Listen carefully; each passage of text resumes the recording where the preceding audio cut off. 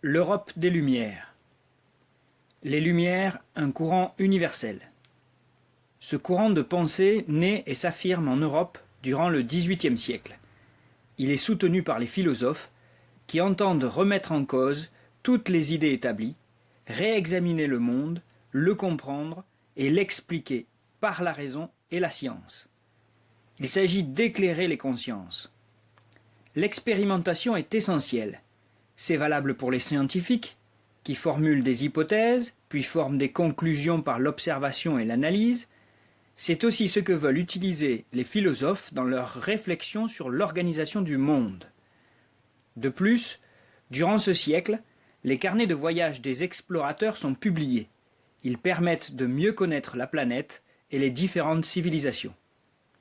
Les Lumières regroupent donc les travaux scientifiques de Newton sur la gravité, de Buffon et von Linné sur la botanique, des époux Lavoisier en chimie, mais aussi les réflexions sur la société et le pouvoir de Voltaire, sur l'économie de Smith, etc. Ce mouvement n'a pas la même intensité selon les pays, et la France se détache par l'activité de ses auteurs. Une contestation. En Europe, le modèle politique est alors majoritairement la monarchie absolue et l'inégalité de la société d'ordre avec ses privilèges. L'intolérance religieuse est dominante.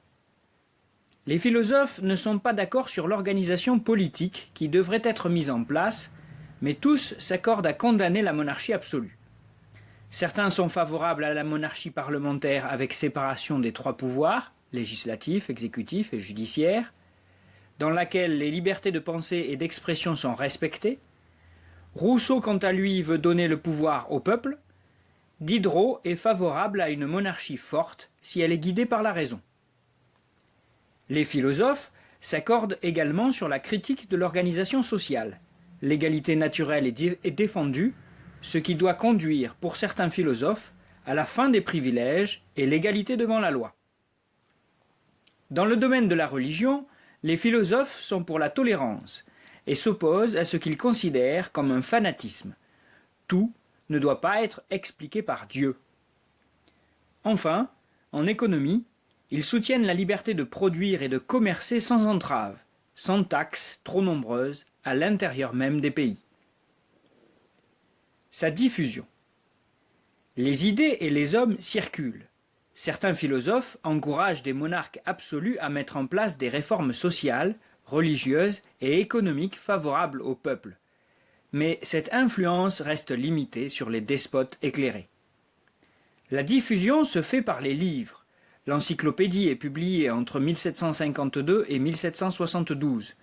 Elle fait le point sur tous les savoirs scientifiques et propage les idées nouvelles. Elle connaît un grand succès d'édition malgré la censure. Les philosophes ou scientifiques ont ainsi besoin de puissants protecteurs. La discussion se développe également, essentiellement dans les villes, au sein des sociétés savantes, ou dans les salons regroupant des bourgeois cultivés, des nobles et des ecclésiastiques éclairés. Cette diffusion est favorisée dans les élites européennes par l'usage du français, qui est alors la langue internationale. Les dénonciations des Lumières ont un écho favorable auprès d'une part des élites, et le peuple est informé par les journaux ou les chansons diffusées par les colporteurs. Émerge ainsi une opinion publique développée encore par la Révolution américaine et ses idées.